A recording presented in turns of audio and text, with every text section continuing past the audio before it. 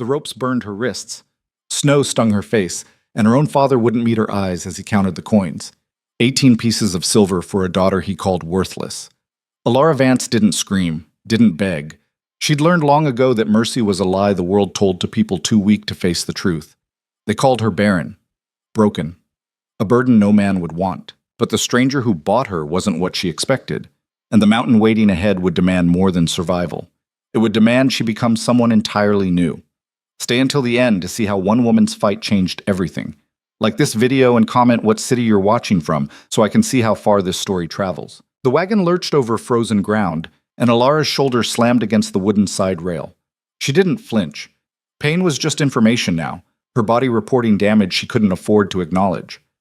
Her brother Marcus sat across from her, jaw tight, staring at anything except her face. His hands were shoved deep in his coat pockets, probably still warm from the coins. "Don't look at me like that," he muttered. Alara said nothing. Her wrists were bound with hemp rope, the kind they used for livestock. Fitting, she supposed.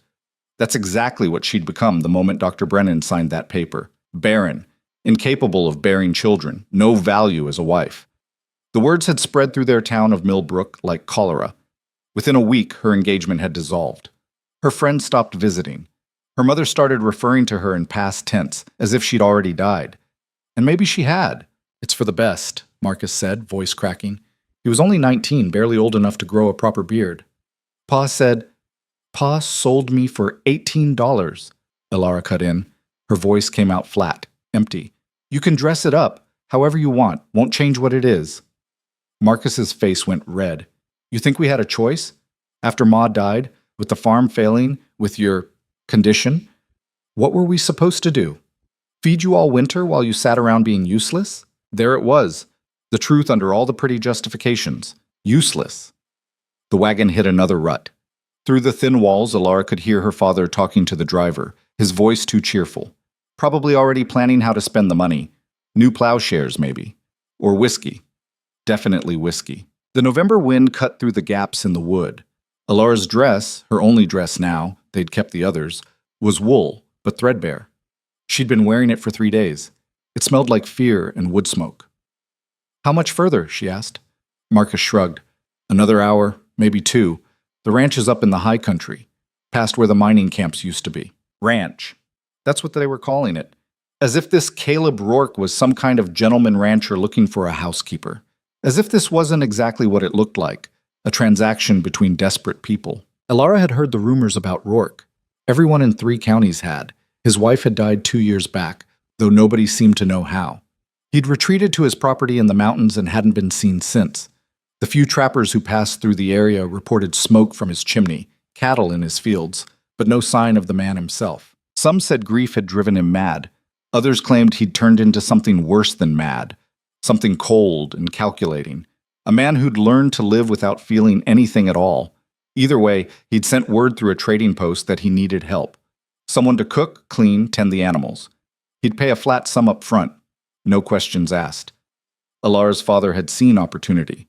Or maybe just an exit. The wagon slowed. Through a crack in the wood, Alara caught her first glimpse of the property. It wasn't what she'd expected. The cabin was solid, real logs, not rough-hewn planks. 2 stories with a stone chimney pumping steady smoke. There was a barn, a chicken coop, what looked like a smokehouse. Fences in good repair, stacks of firewood that would last through 3 winters. This wasn't the desperate hovel of a madman. This was maintained, planned. The wagon stopped. Alara's father appeared at the back gate, his face carefully neutral. "Come on then, let's get this done." She climbed down, wrists still bound. The cold hit her like a fist. The altitude was higher here, the air thinner, sharper. Snow crunched under her boots. The cabin door opened. Caleb Rourke didn't look like a monster. He was tall, maybe 35, with dark hair shot through with premature gray. His face was weathered but not cruel. He wore simple work clothes, flannel shirt, canvas pants, boots that had seen real labor. His eyes were gray, like the winter sky. Those eyes swept over the scene, Alara's bound wrists, her father's too eager expression, Marcus looking sick in the wagon bed. Something changed in Rourke's face. Not anger, exactly. Something colder. "This how you deliver people now, Vance?" His voice was quiet, but it carried. Tied up like criminals? Alara's father bristled. Now see here, we had an agreement. Agreement was for a housekeeper. Rourke walked forward, each step deliberate. Not a prisoner. He stopped in front of Alara. Up close, she could see the lines around his eyes, the way his jaw was set. This was a man who'd learned to control everything about himself, including his emotions. You want to be here? He asked her directly. The question caught her off guard. Want. As if that mattered. As if she had choices left. I want to not starve, she said. That sufficient? Something flickered across his face. Surprise, maybe, or respect. He pulled a knife from his belt. Her father lunged forward. Now wait just a... Rourke ignored him. He cut the ropes around Alara's wrists with 2 quick motions. The hemp fell away, leaving angry red marks on her skin. You're free to go, Rourke said, still looking at her. There's a town called Silverdale about 15 miles south. Stagecoach comes through twice a week. I'll give you money for fare, enough to get you somewhere with opportunities. Your choice. Alara stared at him. Behind her, she could hear her father sputtering, demanding his payment, saying there'd been an agreement. Rourke finally turned to face him. You'll get your money when she decides to stay. If she decides to stay. Otherwise, you drove all the way up here for nothing. That's not... You can't just... My property. My rules. Rourke's voice didn't rise, but something in it made Alara's father step back. You got a problem with that. You can try to do something about it. But I don't think you will. The threat wasn't explicit, didn't need to be. Marcus climbed down from the wagon. Pa, maybe we should just... Shut up. Their father's face was purple now. He turned to Alara. You ungrateful little, after everything we did for you, giving you a chance when no one else would. You sold me, Alara said quietly. Let's not pretend it was charity. The words hung in the frozen air. Her father opened his mouth, closed it, opened it again. Fine, fine. You want to throw away the only opportunity you'll ever get. That's on you. Don't come crawling back when... She won't, Rourke interrupted. Now get off my land before I decide hospitality doesn't require being polite to men who sell their daughters. For a moment, Alara thought her father might actually try something. His hand moved toward his coat. But then he caught sight of Rourke's expression and thought better of it. You'll regret this, he muttered, climbing back onto the wagon. Both of you. Marcus followed, not looking back. The driver snapped the reins and the wagon pulled away, leaving tracks in the snow. Alara watched until it disappeared around the bend. Then she stood there, in the cold, with a stranger who'd just given her something she'd thought she'd never have again. A choice. Thank you, she said finally. Rourke shook his head. Don't thank me yet. You haven't seen what you're choosing. He walked toward the cabin, expecting her to follow. After a moment, she did. Inside was warmer, though not by much. The main room was functional, a cook stove, a rough table, 2 chairs, shelves lined with supplies, a few books. No decoration, no softness. This was a place for survival, not comfort. Work starts at dawn, Rourke said, not looking at her. You'll cook, clean, tend the chickens, help with the cattle when needed. I'll teach you what you don't know. You'll sleep upstairs, second room. Door has a lock. Use it. He paused, then turned to face her. I'm not looking for a wife. Not looking for company. Not looking for anything except someone who can do the work. You can stay as long as you pull your weight. When you want to leave, I'll pay you for your time and arrange transport. That clear? Alara nodded slowly. What if I can't do the work? Then we'll figure out what you can do. He crossed his arms. I'm not your father. I'm not interested in making you feel worthless, but I won't carry dead weight either. This place demands effort. You give it, you stay. You don't, you go. Simple as that. It should have felt harsh. Instead, it felt like the first honest thing anyone had said to her in months. I can work, Alara said. We'll see. Rourke moved toward the stove. You eaten today? She hadn't. Not since yesterday morning. But admitting that felt like admitting weakness. Rourke seemed to read it in her silence. He pulled out a pot, started adding ingredients. Sit. You'll start tomorrow. Today you rest. I don't need... Wasn't a question. Alara sat. She watched him work. His movements were efficient, practiced. He didn't waste motion. Everything had a purpose.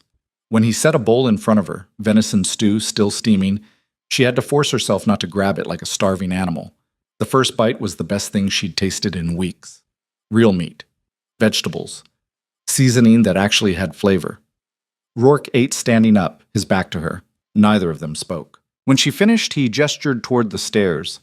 Second door on the right. There's a basin and pitcher up there, blankets in the chest. If you need anything else, it can wait until morning. Alara climbed the stairs, her legs shaky from cold and exhaustion. The room he'd indicated was small but clean. A bed, an actual bed, not a straw mat. A chest. A window that looked out over the mountains. She sat down on the mattress and started shaking, not from cold, from the sudden, overwhelming weight of everything that had happened. 24 hours ago, she'd been in Millbrook, watching her father count coins. Now she was here, in the mountains, with a stranger who'd cut her free and fed her, and expected nothing except work. It didn't make sense. People didn't act like this. They didn't give without taking. They didn't offer freedom without strings. She waited for the trap to reveal itself. For Rourke to come upstairs with different intentions. For the kindness to crack and show the rot underneath. But the only sound was the wind outside and the creak of floorboards as Rourke moved around downstairs. Eventually, exhaustion won. Alara pulled off her boots, crawled under the blankets, and fell into a sleep so deep it felt like drowning. She woke to darkness and the sound of someone moving in the room. Panic hit first. Alara's hand scrambled for something, anything, to use as a weapon. Her fingers closed around the water pitcher. "It's 4:30, Rourke's voice came from the doorway. "You've got 30 minutes before I expect you downstairs." Then he was gone. Alara sat there, heart hammering, pitcher still gripped in her fist. 4:30. In the morning. She hadn't woken up this early since... Actually, she couldn't remember. Moving felt like pushing through mud. Every muscle ached, but she forced herself up, splashed icy water on her face, and made her way downstairs. Rourke was already dressed, standing by the stove. He nodded toward a second coat hanging by the door. "That'll fit you better than what you're wearing. We're checking the cattle first, then chickens, then breakfast." "In the dark?" "Lanterns on the table." Right, of course. The coat was heavy canvas, lined with wool. It smelled like wood smoke and animal. Alara shrugged it on and followed Rourke outside. The cold was vicious, the kind that made your lungs hurt and your eyes water. The lantern light created a small circle of gold in the darkness, but beyond that the world was black and vast. The cattle were in a sheltered pasture, maybe 40 head. Rourke moved among them with practiced ease, checking for injuries, counting, making sure the water trough hadn't frozen solid. "You see one limping? You tell me," he said. "You see one separated from the herd? You tell me. You see blood in the snow? You tell me immediately." Alara tried to focus, but her brain felt sluggish. Everything looked the same, dark shapes moving in darker shadows. "There," Rourke pointed, "second from the left. See how she's favoring her front leg?" Alara squinted. "Maybe? Possibly? I think so." "You think or you know?" "I think." "Then look again, don't guess. This isn't about being right. It's about seeing what's actually there." She looked. Really looked. And yes, there it was. A subtle hitch in the animal's gait. "She's limping," Alara said, more certain now. "Good. We'll check her after breakfast. Might be nothing, might be an abscess, won't know until we look." They moved to the chicken coop. Rourke showed her how to collect eggs without getting pecked, how to check for signs of illness, how to distribute feed so the aggressive birds didn't dominate. By the time they got back to the cabin, Alara's hands were numb despite the gloves he'd given her. Her face felt frozen. Her body was already exhausted, and the sun wasn't even up yet. "You'll make breakfast," Rourke said, shedding his coat. "Eggs, bacon, biscuits. There's a recipe book on the shelf if you need it." Alara stared at the stove. She'd cooked before, of course, but not like this. Not on an unfamiliar stove, with ingredients she didn't know, for someone who clearly had standards. Her hands shook as she cracked the first egg. It broke wrong, shell fragments falling into the bowl. "Fish them out," Rourke said from across the room. He was cleaning the lantern, not even looking at her. "They won't kill us, but they're not pleasant." She fished them out, cracked 3 more eggs, started on the bacon. The first batch burned. Not badly, but enough that the smell filled the cabin. Rourke walked over, looked at the pan, looked at her. "Heat's too high, lower it, start again." "I'm wasting food." "You're learning. Different thing." He pulled the burned bacon out, tossed it. "Try again." The second batch was better, still not perfect, but edible.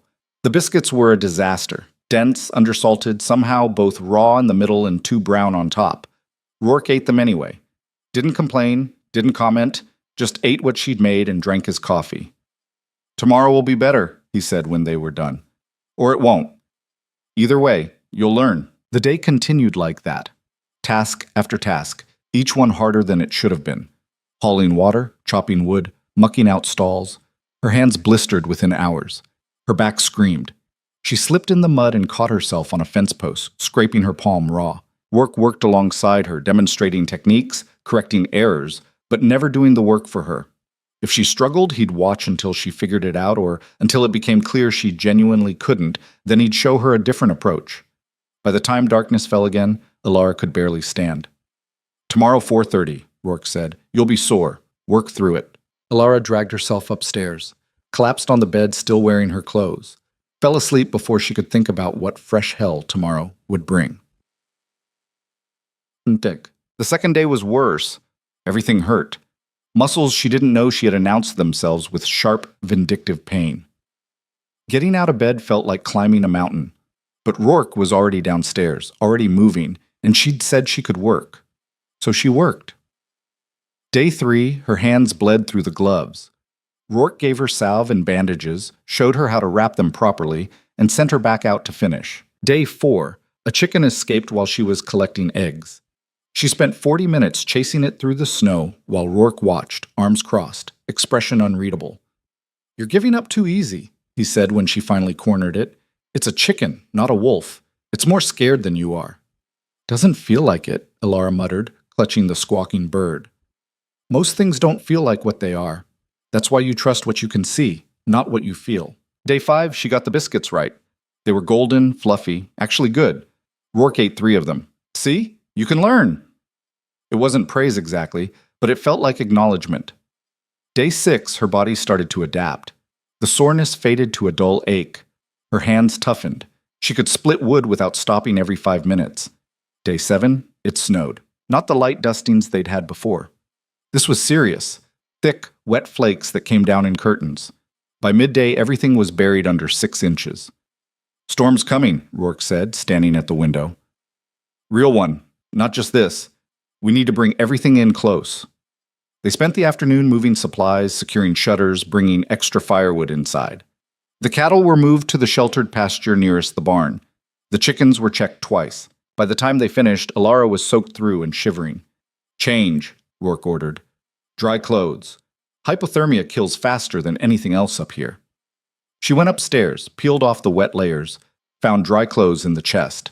When she came back down, Rourke had coffee waiting. They sat at the table as the storm built outside. Wind howled around the cabin. Snow piled against the windows. This could last days, Rourke said. Maybe a week. You scared? Ilara thought about it. Should I be? Most people would be. Stuck on a mountain with a stranger. No way out. You could have hurt me a dozen times by now. Haven't yet. Rourke's mouth twitched. Almost a smile. Fair point. They sat in silence, listening to the storm. Why'd you buy me? Ilara asked suddenly. The question had been building for days. Rourke was quiet for a long moment. Didn't buy you. Bought your time. Different thing. Semantics. No. Truth. He stared into his coffee. I needed help. You needed out. Transaction made sense.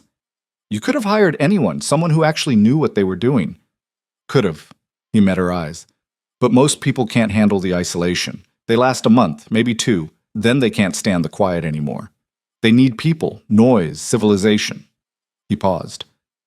Figured someone who'd been through what you had might understand the appeal of being somewhere no one could reach you. It was the most he'd said about himself since she'd arrived. What happened to your wife? Ilara asked. The shutters came down.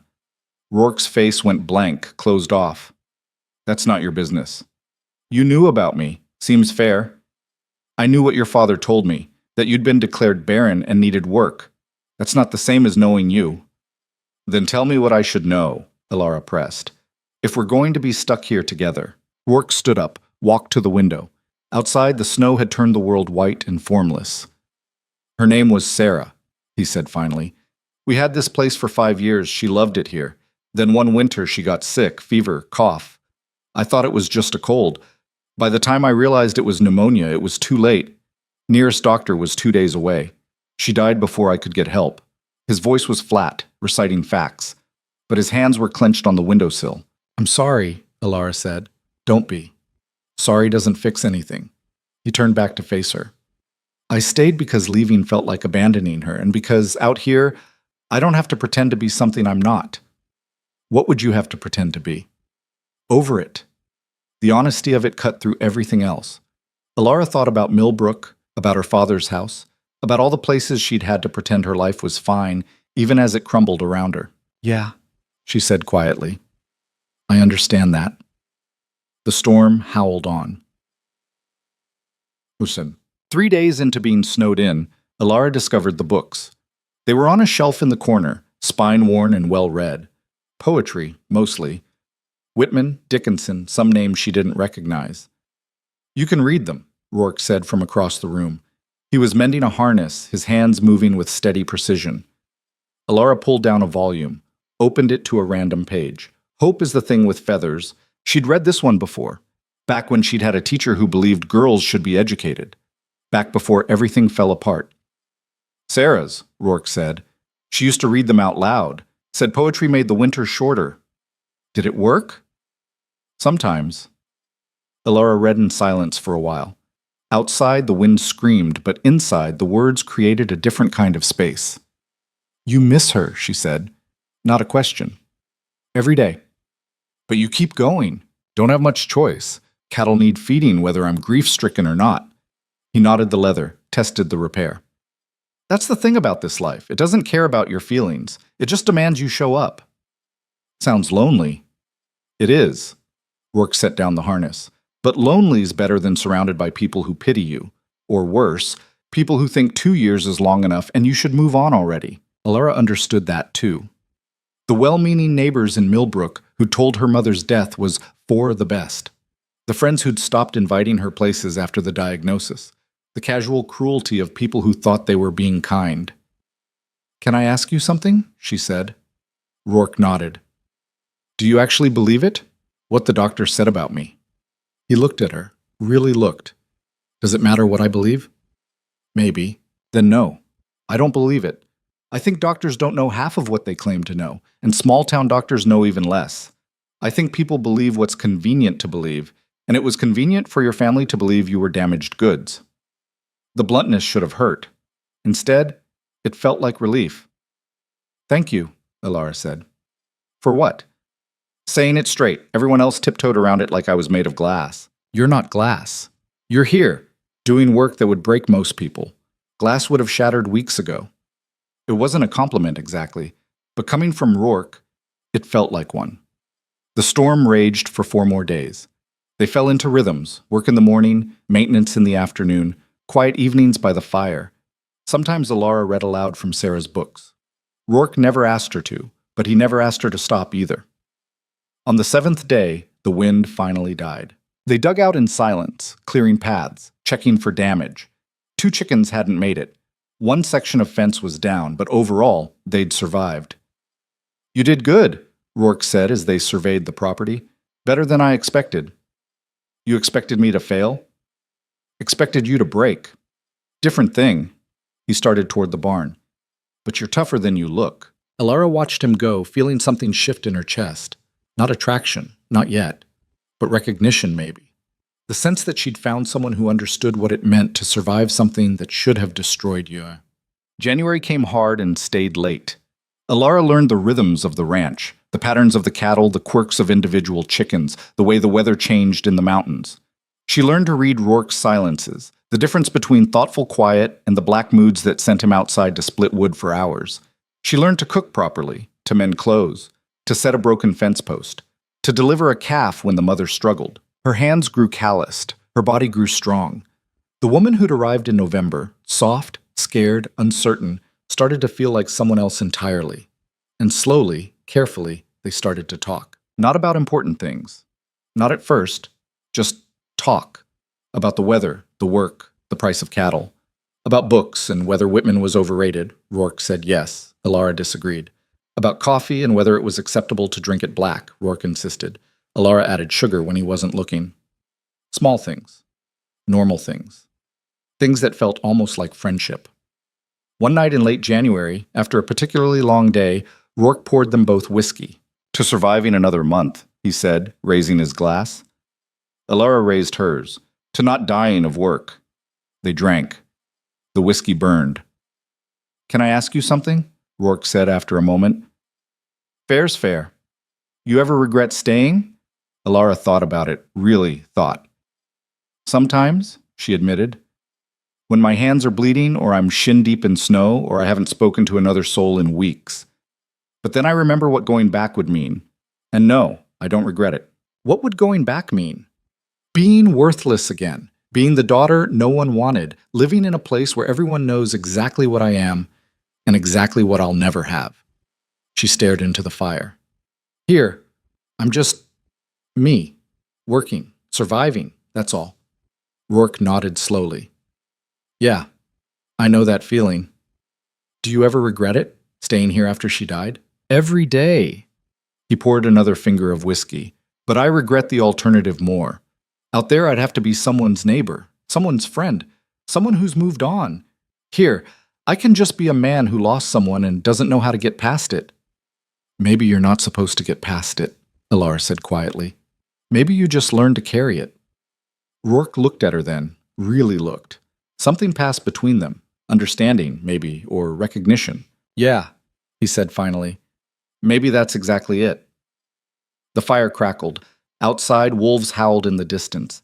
Inside, two people who'd learned to survive sat in comfortable silence, and for the first time in a long time, neither of them felt entirely alone. February was coming, and with it, changes neither of them could predict. But for now, this was enough. The work, the quiet, the slow, careful building of something that wasn't quite trust but was getting close. It was enough. February arrived with deceptive calm. The snow eased up, temperatures rose just enough to make the work slightly less brutal, and for almost 2 weeks, life on the mountain settled into something that felt almost peaceful. Alara had stopped counting the days. Time moved differently here, measured not in dates but in tasks completed, storms weathered, small victories won. She could split a cord of wood without her arms giving out, could tell which cow was which from 50 yards, could make biscuits that Rourke actually complimented, though his version of a compliment was usually just eating 4 of them and grunting. They developed a language of their own. Not many words. Neither of them was much for talking, but an understanding. She knew when he needed space, and he knew when her silence meant she was thinking versus when it meant something was wrong. They worked side by side most days, efficient and synchronized in a way that surprised them both. It should have stayed that way, should have been enough, but the human heart has a way of complicating simple things. Alara first noticed the shift on a morning in mid-February.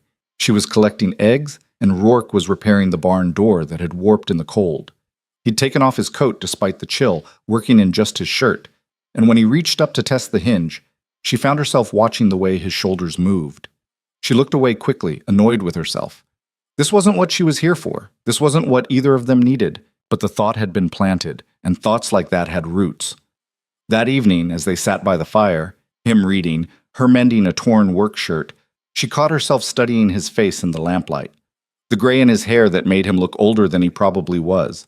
The scar above his left eyebrow that she'd never asked about. The way he held his book carefully, like it was something precious. You're staring, he said without looking up. Alara felt heat rise in her face. Was just thinking. About what? Nothing important. Rourke closed his book, marked the page. We've been living together for 3 months. I can tell when you're chewing on something. She set down the shirt. Might as well be honest. Do you ever get lonely? I mean really lonely, not just alone. He was quiet for a moment. Yeah, sometimes. What do you do about it? Work until I'm too tired to think about it. Usually helps. He paused. Why? Alara shrugged, trying to seem casual. Just wondering, being up here, no one else around, seems like it would get to a person. It does. That's why most people leave. Rourke leaned back in his chair. You thinking about leaving? No, that's not what I meant. Then what did you mean? She didn't have a good answer for that. Or rather, she had an answer she wasn't ready to say out loud. So she picked up the shirt again and went back to mending, feeling his eyes on her for a long moment before he returned to his book. The tension built slowly after that. Not the bad kind. Not anger or resentment. Something else. Something that made the cabin feel smaller, the silence between them heavier with unspoken things. Elara found excuses to stand closer when they worked. Rourke's hand would brush hers when they both reached for something, and neither of them would acknowledge it, but neither would pull away quickly either. It was dangerous. She knew it was dangerous. This was supposed to be simple. Work for shelter, nothing more. Adding feelings into it would complicate everything, and complications up here could be deadly. But knowing something and stopping it were different things entirely. The shift happened on a Thursday, though Elara only knew it was Thursday because she'd been keeping count in a small notebook. Rourke had taught her to check the cattle's hooves for stones and abscesses, and she was working on a particularly stubborn heifer when she slipped. Her foot went out from under her on the icy ground. She went down hard, and the heifer, spooked, kicked out. The hoof caught Elara's shoulder, spinning her around and slamming her into the fence. Pain exploded through her arm. The world tilted. Rourke was there in seconds, pulling her away from the panicked animal, his hand surprisingly gentle as he checked her over. "Where does it hurt?" His voice was tight, controlled. "Shoulder, and my head. I think I hit—" "Don't move." He ran his fingers carefully over her skull, checking for blood, for breaks. His face was close to hers, close enough that she could see the worry in his eyes, quickly masked. "I'm fine," she tried. "You're not fine. You're bleeding." He pulled back and she saw red on his fingers. "Can you stand?" With his help, she managed it. Her shoulder screamed and her vision swam, but she stayed upright. Rourke half carried her back to the cabin. Once inside, he sat her down at the table and got the medical kit, a wooden box Sarah had apparently insisted on keeping well stocked. "This is going to hurt," he warned, and then he started cleaning the gash on the back of her head. He was right. It hurt like hell. Elara bit down on her lip to keep from crying out. "You can yell if you need to," Rourke said. "No one here to judge you for it." "I'm fine." "You keep saying that. Doesn't make it true." He worked efficiently, cleaning the wound, applying some kind of salve that stung.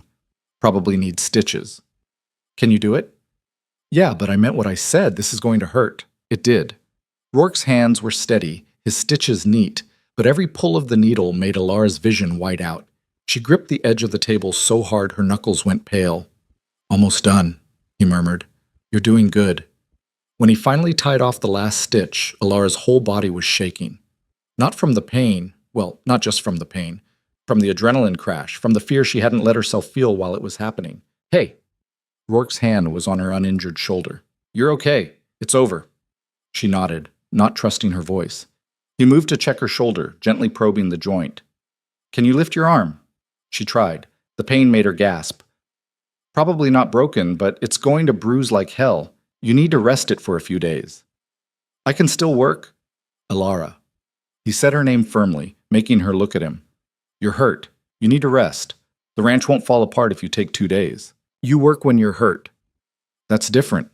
"How?" "Because I'm an idiot who doesn't know better. You, on the other hand, should be smarter than me."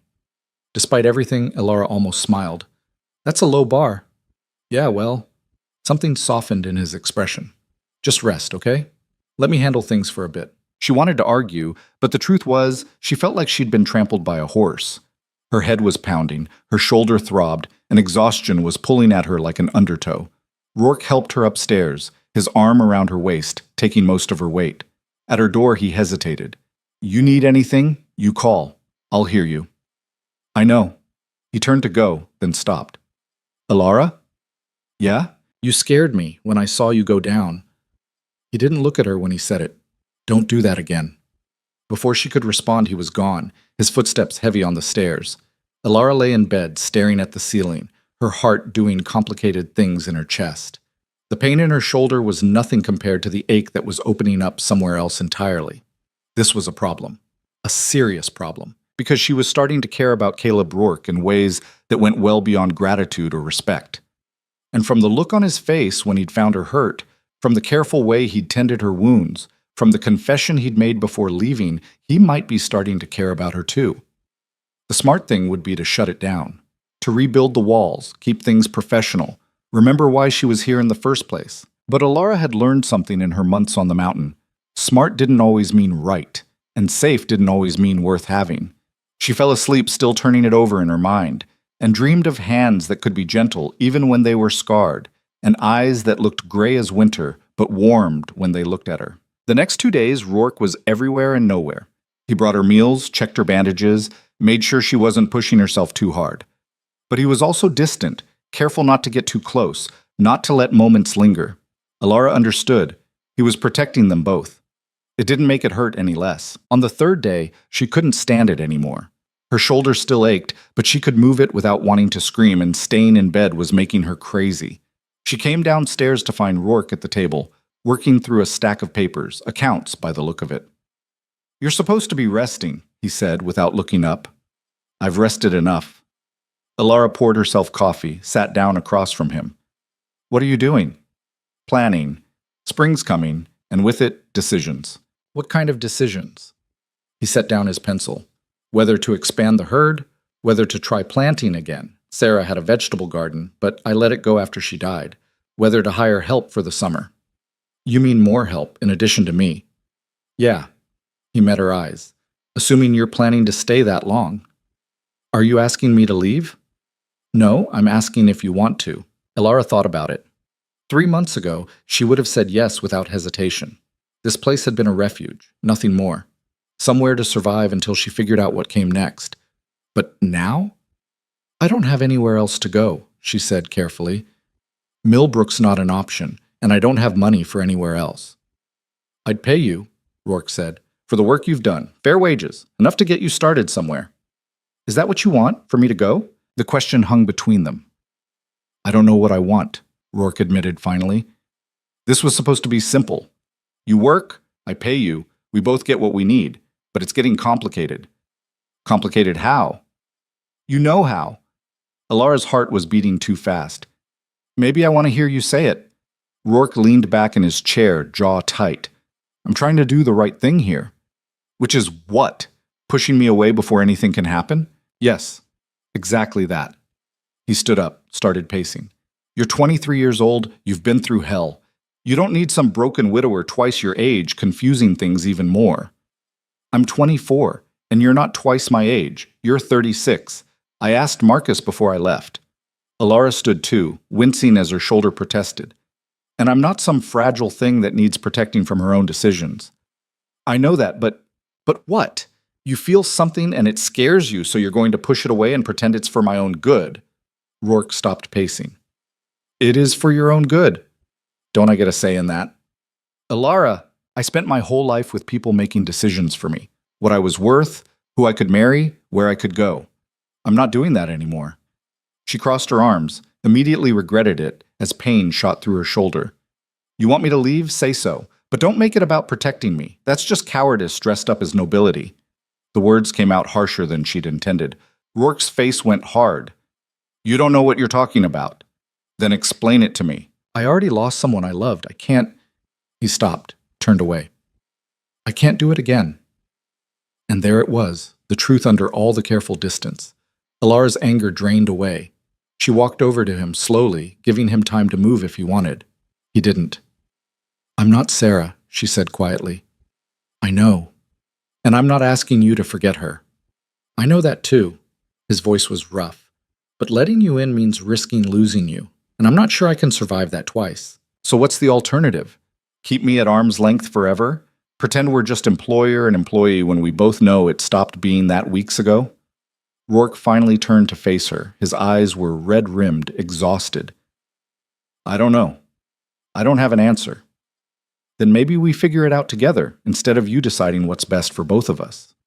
They stood there, close enough to touch but not touching, the space between them charged with everything they weren't saying. "This is a bad idea," Rourke said. "Probably. It's going to complicate everything. Definitely. We could both end up hurt." "Yeah, we could." Alara took a breath. "But we could also end up something else. Something better than alone." Rourke's hand came up, hesitated, then gently cupped her face. His thumb brushed her cheek, careful of the bruise that was still fading there. "You're sure about this?" he asked. "No, but I'm sure I want to try." He kissed her then. Soft at first, tentative, like he was afraid she might break. But when she leaned into him, when her good arm came up around his neck, something shifted. The kiss deepened, became something desperate and real and absolutely terrifying in its intensity. When they finally pulled apart, both breathing hard, Rourke rested his forehead against hers. "We're going to screw this up," he muttered. "Without question," Alara agreed. But we're doing it anyway.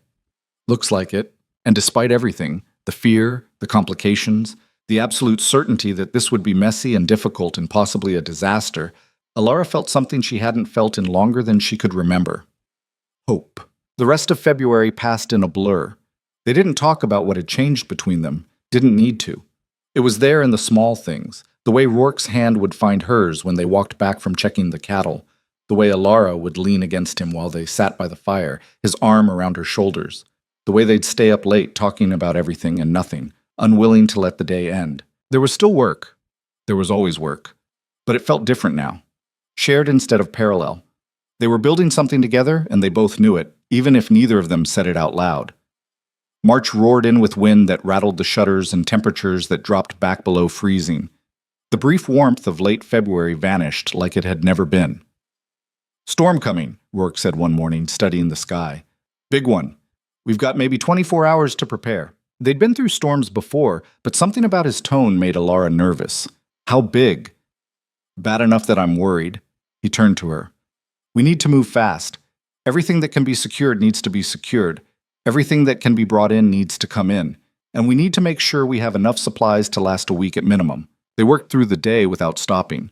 Firewood, food, water, medical supplies. The cattle were moved to the most sheltered pasture. The chickens were locked down tight.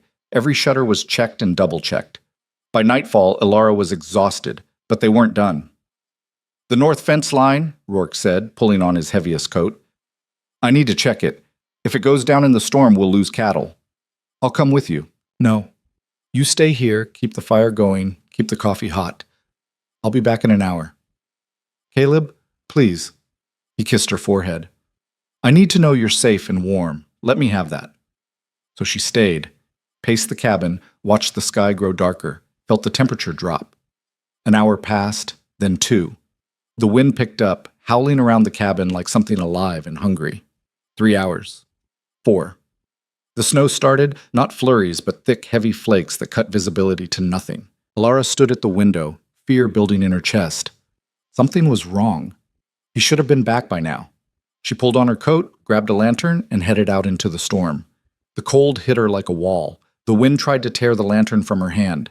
Snow stung her face, blinding her, but she pushed forward, following the path toward the north pasture. "Caleb!" Her voice was swallowed by the wind. She kept walking, calling, straining to see anything in the white chaos. Her feet went numb. Her face went numb. Fear turned to terror. Then she saw it. A dark shape on the ground ahead. Rourke was lying in the snow, conscious but barely, blood on his temple, his leg at a wrong angle. "Fell," he managed. "Legs broken. Couldn't get back." Alara dropped to her knees beside him. "How long have you been here?" "Don't know. Hour, maybe?" "An hour in this cold. That was bad. That was potentially fatal. We need to get you back." She tried to help him up, but he cried out when his leg moved. "Can't walk. You need to go get help." "There is no help. The nearest neighbor is 10 miles away and no one's coming out in this." Alara's mind raced. "I'm getting you back to the cabin." "Alara, you can't carry me. I'm not leaving you here to freeze to death." She stood up, assessed the situation. He was right. She couldn't carry him. But maybe she could drag him. She took off her coat, laid it on the snow. "Roll on to this. You'll freeze without your coat. And you'll die if I don't get you inside. Now roll, damn it!" He did, gritting his teeth against the pain. Alara grabbed the coat's collar and started pulling. It was the hardest thing she'd ever done. Harder than any day of work, any task Rourke had set her. Every step was agony. Her muscles screamed. The wind fought her. The snow tried to bury them both. But she didn't stop. Step by step, foot by foot, she dragged him toward the cabin. When she couldn't see anymore, she followed the fence line by feel. When her hands went numb, she kept going anyway. It took an eternity. Multiple eternities, time stopped meaning anything except the next step, the next pull, the next impossible yard gained. And then, impossibly, they were at the cabin door. Alara got him inside, next to the fire. Her hands were shaking so badly she could barely close the door, but she managed it. Then she collapsed next to him, both of them breathing hard. "You're insane," Rourke gasped. "That was the stupidest, most reckless—" "Save it." Alara forced herself up. "We need to deal with your leg." She'd watched him set a calf's broken leg once, hoped the principle was the same.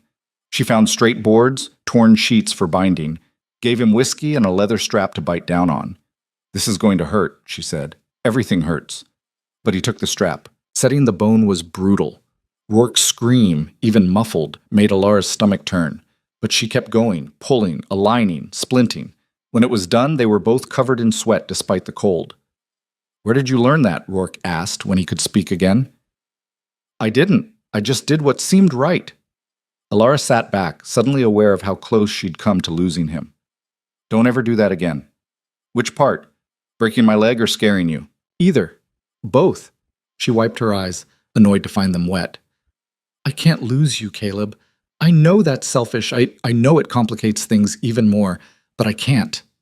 He reached for her hand, squeezed it. "You won't. I'm too stubborn to die." "You almost just did, but I didn't, because you're too stubborn to let me." He pulled her down beside him. "We're a pair, aren't we?" "Apparently." They lay there by the fire as the storm raged outside. Rourke's leg would take weeks to heal properly. The work would fall entirely on Alara. The spring plans would have to change, but they were alive, together, and somehow that was enough. The storm lasted 6 days. 6 days of Alara doing everything herself, learning in brutal fast-forward what it meant to keep the ranch running solo. 6 days of Rourke instructing from the floor, frustrated and in pain but trying to help however he could. 6 days of them learning to rely on each other in ways that went deeper than either had expected. When the storm finally broke, the world outside was transformed. 3 feet of new snow, drifts up to the windows, a silence so complete it felt holy. Alara stood at the door, looking out at the devastation and beauty, feeling something shift inside her. She'd saved his life, and in doing so, had proven something to herself. She wasn't broken, wasn't worthless, wasn't the burden her family had made her believe she was. She was strong, capable, enough. And when she turned back to look at Rourke, sitting by the fire with his splinted leg, watching her with something that looked a lot like love, she realized something else. She was home. The weeks that followed the storm were harder than anything Alara had faced yet. With Rourke's leg immobilized, every task fell to her. The cattle still needed feeding, the chickens still demanded attention, the firewood still had to be split. Her body adapted out of necessity, muscles building in places she didn't know she had muscles, hands developing new calluses on top of old ones. Rourke hated every minute of his helplessness. She could see it eating at him, the way he'd clench his jaw when she came in exhausted, the way he'd try to stand and do things himself only to collapse back down, cursing. "I should be helping you," he said one evening as she dragged herself inside after a particularly brutal day. She'd had to break ice on the water trough 3 times, and one of the cows had decided to wander off, leading to an hour-long search in knee-deep snow. "You are helping me. You're telling me what needs doing." Alara collapsed into a chair, too tired to even remove her boots. "That's not the same as actually doing it." "No, but it's what we've got." She leaned back, closed her eyes. "How long before you can walk again?" "Doc said 6 weeks minimum. We're at 3. 3 more weeks." Alara tried not to think about it. Tried not to think about how much harder everything would be when the calving season started in earnest, or when the spring thaw turned everything to mud. "Hey." Rourke's voice was gentler. "Come here." She opened her eyes. He was patting the floor beside him, where he'd been sleeping since the stairs were impossible with his leg. She should have said no, should have gone upstairs to her own bed, but exhaustion made her honest. She wanted to be close to him. Alara lowered herself down beside him, careful of his splinted leg. His arm came around her shoulders, and she let herself lean into his warmth. "You're doing more than I ever expected," he said quietly. "More than anyone could expect. Don't have much choice." "There's always a choice. You could have left. Could still leave. Wait out the rest of winter in Silverdale, come back when it's easier." "And leave you here alone with a broken leg?" "That's not a choice, that's just abandonment." His hand moved to her hair, fingers running through the tangled mess of it. She'd stopped bothering to braid it properly weeks ago. "Why do you stay, Alara? Really?" She was quiet for a long moment. Outside, wind rattled the shutters. The fire crackled. "Because this is the first place I've ever felt like I mattered. Not for what I could give someone, not for what I was supposed to be. Just for me. For the work I do and the person I am." She paused. "And because of you. I'm not worth staying for." "That's not your decision to make." Rourke pulled her closer. "I don't deserve you." Probably not, but you're stuck with me anyway. He laughed then, a real laugh, and kissed the top of her head.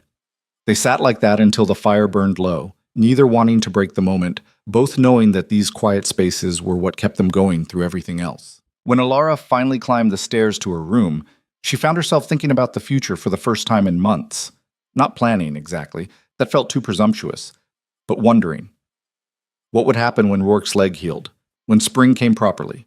When the isolation of winter gave way to the possibility of the outside world creeping back in? She fell asleep without answers, but for once, the not knowing didn't terrify her. April arrived with mud and chaos.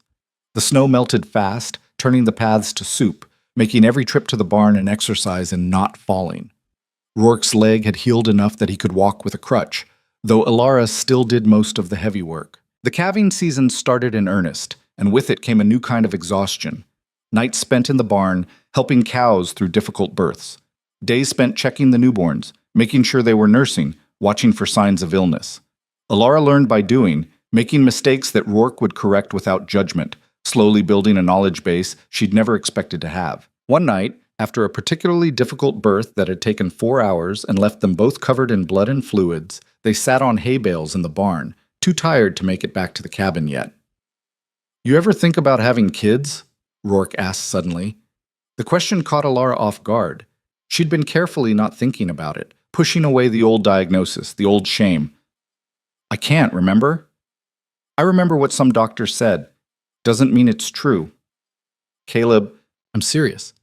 You were what, 18 when he examined you? These small-town doctors, half of them don't know what they're doing. They see a young woman who hasn't conceived yet and declare her barren because it's easier than admitting they don't know." Alara stared at him. "Why are you bringing this up?" He met her eyes. "Because I need you to know something. If that doctor was right, if you can't have children, I don't care. It doesn't change how I feel about you. It doesn't change what I want." "And what do you want?" "You, here, with me, however that looks." The words should have been romantic, should have made her heart soar. Instead, they brought up a wave of fear so intense it made her nauseous. "What if I want it to be true?" she said quietly. "What if part of me hopes I can't have children because then at least the doctor was right, and I'm not just fundamentally broken in some other way?" Rourke was quiet for a moment. "You're not broken, Alara." "You don't know that." "I do know it. I've watched you for months. I've seen you handle things that would destroy most people. You're the strongest person I know." "Strength doesn't mean wholeness." "No, but neither does bearing children." He shifted on the hay bale, wincing as his healing leg protested. "Sarah and I tried for 3 years. She never got pregnant. And you know what? We were happy anyway. We had each other. We had this place. We had a life. The rest was just details." Alara felt something crack open in her chest. "Did you ever resent her for it?" "Never. Not once." He reached for her hand. "And I'll never resent you either. Whatever happens, whatever we can or can't have, we'll figure it out together." She wanted to believe him, wanted it so badly it physically hurt, but years of being told she was worthless had dug deep roots. "I'm scared," she admitted. "I'm scared that one day you'll wake up and realize you could have had someone better, someone whole, someone who could give you—" "Stop." His hand cupped her face, making her look at him. "You are not a collection of things you can give me. You're a person, and you're the person I want. End of discussion." "It's not that simple." "It is exactly that simple. Everything else is just noise." He leaned forward, kissed her gently. "I love you, Alara." Figured I should probably say that out loud. The words hung in the air between them, huge and terrifying and absolutely real. "You don't have to say it back," Rourke continued. "I know it's complicated. I know there's a lot to work through, but I needed you to know." Alara's throat was tight. "I love you too. I think I have for a while. I was just too afraid to admit it." "Afraid of what?" "That it wouldn't be real, that it was just proximity and convenience and two lonely people settling for each other." "Is that what you think this is?" "No." The word came out firm, certain. "No, I don't think that anymore." They kissed again, deeper this time, hands tangling in each other's hair, months of tension and fear and want finally finding release. When they pulled apart, both breathing hard, Rourke grinned. "We should probably get back to the cabin," he said. "Probably." Neither of them moved. Eventually they did make it back, stumbling through the dark, laughing like idiots, feeling lighter than either had in years. That night, Alara didn't sleep in her own room, and the walls that had kept them carefully separate finally came down completely. The next few weeks were the happiest Alara could remember. Spring was brutal, the work never stopped, the challenges never eased, but they faced it together now, truly together, and that made all the difference. Rourke's leg healed enough that he could work properly again, and the relief of not carrying everything alone made Alara almost giddy. They talked about the future in concrete terms now, about expanding the herd, about planting Sarah's garden again, about building a second room onto the cabin. Small plans, practical plans, but underneath them was a foundation that felt solid for the first time in Alara's life. She should have known it couldn't last, should have known that the past had a way of reaching forward when you least expected it. Late May brought the first real heat of the year, and with it, Alara woke up violently sick. She barely made it outside before her stomach emptied itself. When she came back in, pale and shaking, Rourke was already up. "You all right? Something I ate, maybe?" But even as she said it, she felt the nausea building again. It continued for 3 days. Every morning, the same sickness, the same need to vomit, until there was nothing left. By the 4th day, when Alara realized her monthly bleeding was late, very late, a different kind of fear set in. She counted back, tried to remember when she'd last bled. 6 weeks? 7? The work had been so consuming, she honestly couldn't remember. That evening, she waited until they were alone in the cabin, dinner finished, the world quiet around them. "Caleb, I need to tell you something." He looked up from the harness he was mending. Something in her tone made him set it down. "What's wrong?" "I think—" She took a breath. "I think I might be pregnant." The words fell into the space between them like stones into still water. Rourke's face went through several expressions: surprise, confusion, something that might have been hope. "You're sure?" "Not sure, but the signs are there. The sickness, the timing, everything. How do you feel about it?" Trust him to ask that instead of celebrating immediately. Alara sat down, trying to organize her thoughts. Terrified, confused, like maybe I'm wrong and this is just wishful thinking or food poisoning or something else entirely. "And if you're not wrong, then everything I was told about myself was a lie. Everything my father believed, everything that town condemned me for, all of it was just wrong." Her voice cracked. "Do you know how angry that makes me? How many years I spent believing I was broken? How much I internalized that shame?" Rourke moved to sit beside her. "You have every right to be angry. I want to go back there, to Millbrook. I want to stand in front of everyone who cast me aside and show them they were wrong. We can do that." "No?" Alara shook her head. "I need to do this myself. I need to face them, especially my father, and make them see what they did." "Alara, if you're pregnant, traveling that far isn't— I'm not an invalid. Women work through pregnancies all the time. I've been working through this one for weeks without even knowing it. That's different from riding 20 miles to confront people who treated you like garbage." She turned to face him fully. "I need this. I need to look my father in the eye and show him he was wrong about me. That he sold something valuable for nothing because he was too ignorant to see it." Rourke was quiet for a long moment. "You want me to come with you?" "No, this is something I have to do alone. You understand that, don't you?" He nodded slowly. "Yeah, I do. Doesn't mean I like it." "I'll be fine. It's 1 day there, 1 day back, 2 days in town at most." "When?" "Soon. Before I start showing, before they can dismiss it as someone else's child." The plan solidified over the next few days. Alara would ride to Millbrook, stay 1 night at the boarding house, confront the people who needed confronting, and ride back.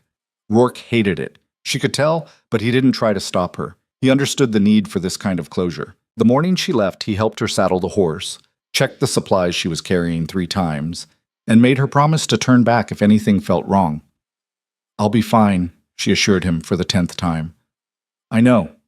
Doesn't stop me worrying." He kissed her, long and deep. "You come back to me. Understand? Always." She rode out as the sun was coming up, leaving him standing in front of the cabin, and tried not to think about all the things that could go wrong. The journey to Millbrook took most of the day. The landscape shifted from mountain to foothills to the flatlands she remembered from childhood. With every mile, Alara felt her resolve hardening. She'd left here broken and desperate. She was returning strong and furious. She arrived in town just as the sun was setting, painting everything in shades of gold and amber. Millbrook looked exactly the same. The same church steeple, the same general store, the same houses lining the main street, as if no time had passed at all. But everything had changed. She had changed. Alara stabled her horse and checked into the boarding house. The woman at the desk didn't recognize her, which was fine. She wasn't ready to be recognized yet. That night, lying in an unfamiliar bed in a town that had once been home, Alara placed her hand on her still flat stomach and made a silent promise. Tomorrow, she would tell the truth, and whatever happened after, she would face it without shame. Morning came clear and cold. Alara dressed carefully, braided her hair, and walked to the one place she knew her father would be on a Sunday morning, the town square, where the farmers gathered before church. He was there, older than she remembered, grayer, talking to a group of men about crop prices, his voice carrying across the square. Marcus was with him, looking uncomfortable in a too-tight collar. Alara walked straight up to them. Her father saw her first. His face went white, then red. "Alara, what are you—" "Hello, father." Her voice came out steady, calm. "I thought it was time we had a conversation. This isn't the place. This is exactly the place. You sold me here in this town, with these people watching. Seems fitting I reclaim myself here too." A crowd was gathering. Alara could see familiar faces, neighbors, former friends, people who'd watched her leave without a word of protest. "You have no right to come back here and—" "And what? Embarrass you? Make you face what you did?" Alara stepped closer. "You told everyone I was barren. You let Dr. Brennan's diagnosis define my entire worth. You sold me to a stranger for $18. You were a burden. You couldn't work, couldn't marry. What were we supposed to— I'm pregnant." The words rang out across the square. Silence fell like a hammer. Alara continued, her voice clear and strong. "I'm pregnant, which means Dr. Brennan was either incompetent or lying, which means you gave up your daughter based on nothing more than one man's word and your own unwillingness to support me." Her father's mouth opened and closed. No sound came out. "Where is Dr. Brennan?" Alara asked the crowd. "I'd like him to explain how he diagnosed me as barren when clearly I'm not." "He left town," someone called out. "Tito, 6 months back, moved west." "How convenient." Alara turned back to her father. "Did you know? Did you know he was wrong?" We had no way of—" "You had every way.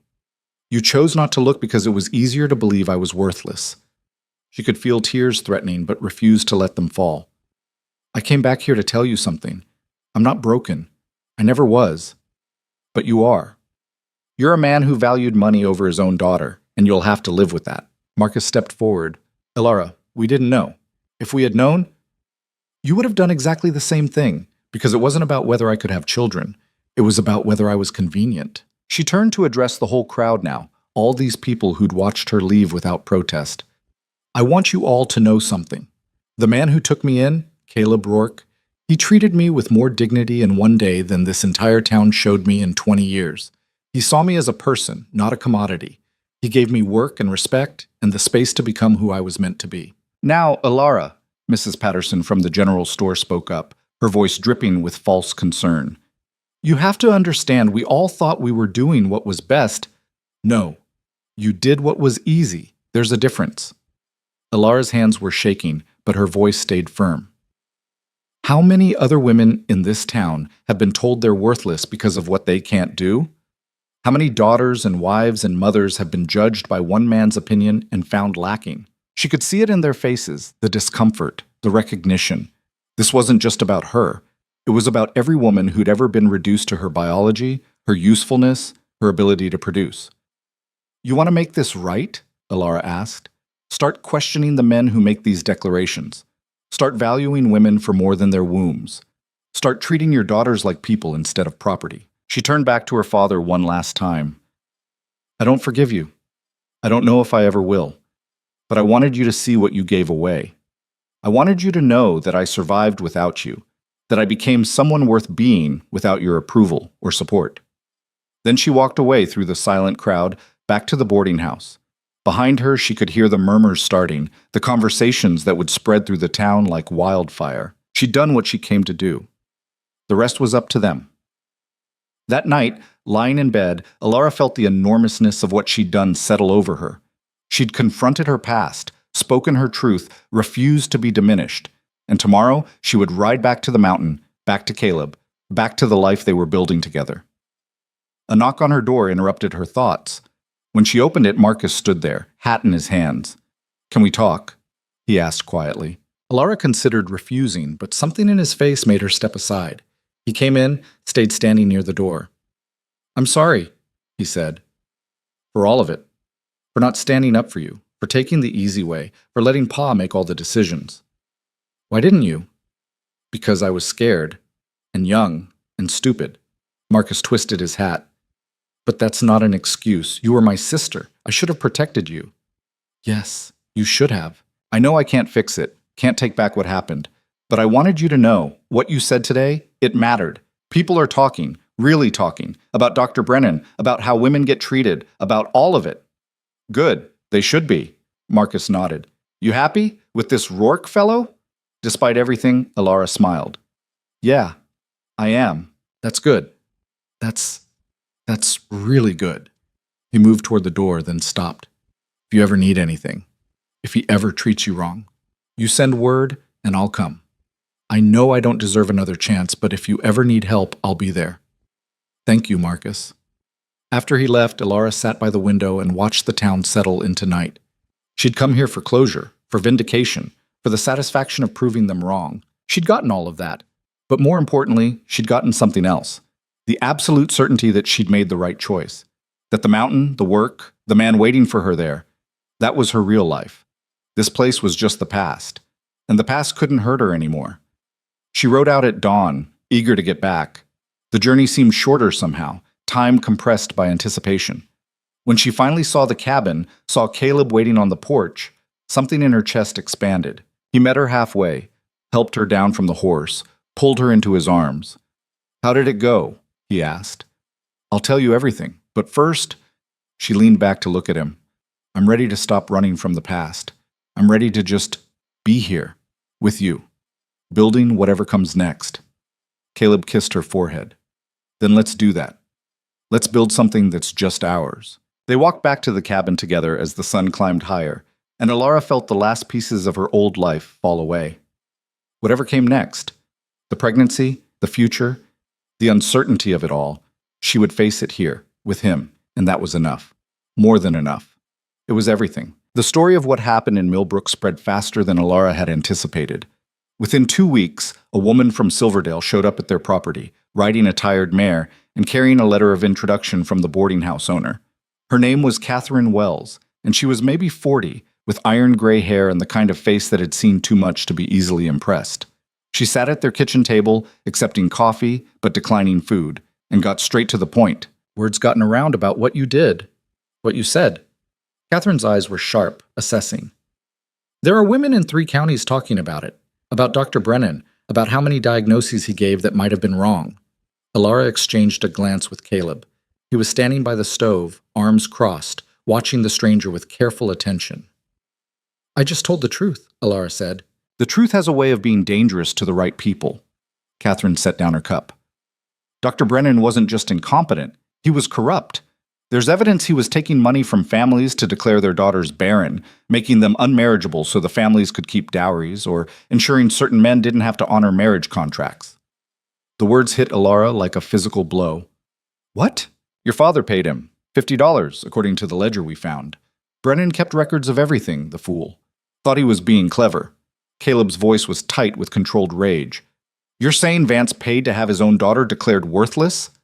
"That's exactly what I'm saying, and he wasn't the only father who did it.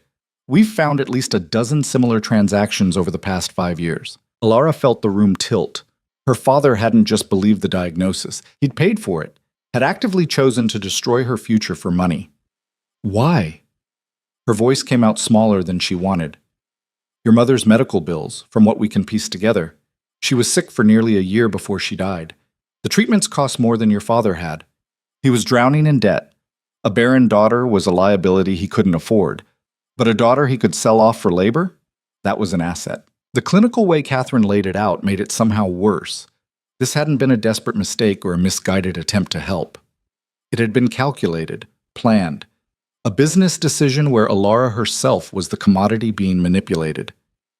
Caleb moved to stand behind her chair, his hand on her shoulder.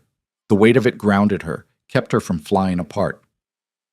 "Why are you telling me this?" Alara asked. Because women are angry, really angry, and they're organizing. Catherine leaned forward. We're putting together a case against Brennan wherever he ran off to. We're also documenting every woman who was given a false diagnosis, everyone who was hurt by this. But we need you to testify. Your case is the most visible, the most recent. You're the one who came back pregnant, proving he was wrong. Testify where? To who? We're petitioning the territorial court. It's a long shot, but if we can get enough evidence, enough voices, we might actually be able to do something. Change laws, hold these men accountable, protect future daughters from the same fate. Alara looked up at Caleb. His face was grim, but when he met her eyes, he nodded slightly. Your choice. What would testifying involve? She asked. Traveling to the territorial capital. Could take weeks. You'd have to tell your story in front of judges, lawyers, possibly a crowd. It won't be easy. I'm 6 months pregnant. I know, that's part of why your testimony would be so powerful, living proof that Brennan was wrong. Catherine's expression softened slightly. I won't lie to you, this will be hard. They'll question everything. Your character, your morals, your relationship with Mr. Rourke. They'll try to discredit you in every way possible. Let them try, Alara said, her voice hardening. I survived being sold like cattle. I survived a winter on this mountain. I survived going back to face the people who threw me away. I can survive some lawyers. Catherine smiled then, genuine and fierce. I was hoping you'd say that. After Catherine left, Alara and Caleb sat in silence for a long time. The afternoon sun slanted through the windows, painting everything in gold, but the warmth didn't reach the cold fury building in Alara's chest. $50, she said finally. He paid $50 to ruin my life, then sold me for 18. He made a profit on destroying me. Alara, no. Let me be angry. I need to be angry right now. She stood up, started pacing. I knew he didn't love me, knew he saw me as a burden, but I thought it was just neglect, indifference. Not this, not active, calculated malice. Caleb let her pace, let her rage. When she finally stopped, breathing hard, he asked quietly, Are you going to do it? Testify. Yes. Absolutely yes. She pressed her hands against her stomach, feeling the baby move inside her. Not just for me. For every other woman he did this to. For every daughter who was told she was worthless. It's going to be brutal. Catherine wasn't exaggerating about that. I know. And traveling that far, being pregnant, women have babies in covered wagons while crossing the plains. I think I can handle a coach ride to the capital. She moved to him, took his hands. I need to do this, Caleb. I need to see it through. Then I'm coming with you. You don't have to...